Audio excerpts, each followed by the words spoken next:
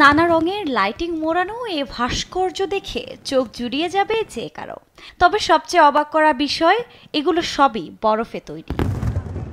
গেল শুক্রবার থেকে চীনের উত্তরাঞ্চলের হেইলংজিয়াং প্রদেশে শুরু হয় ২৬তম বিশ্বের সবচেয়ে বড় তুষার উৎসব। Harbin ice and snow world নামে জনপ্রিয় এ উৎসবটি উপলক্ষে প্রায় ১০ লাখ বর্গ কিলোমিটার এলাকা জুড়ে বানানো হয়েছে বরফের তৈরি মনোমুগ্ধকর সব ভাস্কর্য। প্রতি বছর ৫ জানুয়ারি উৎসবটি শুরু হয়, যা শেষ হয় ৫ ফেব্রুয়ারি।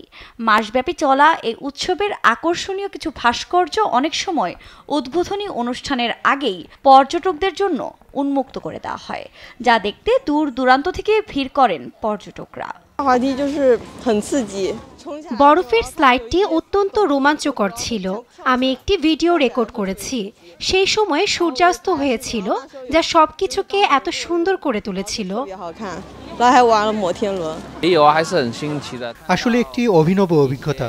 আমি বরফের তৈরি ভাস্কর্য দেখেছি। আমার মনে হয় তারা শিল্পী। তারা নিশ্চয়ই কঠোর পরিশ্রম করেছে।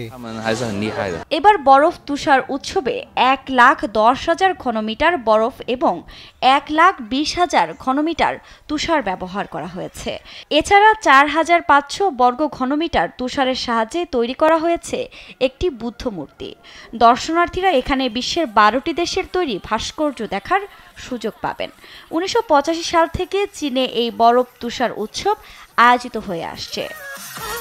আফরিন মৌ, নিউজ ডেস্ক, দেশ টিভি।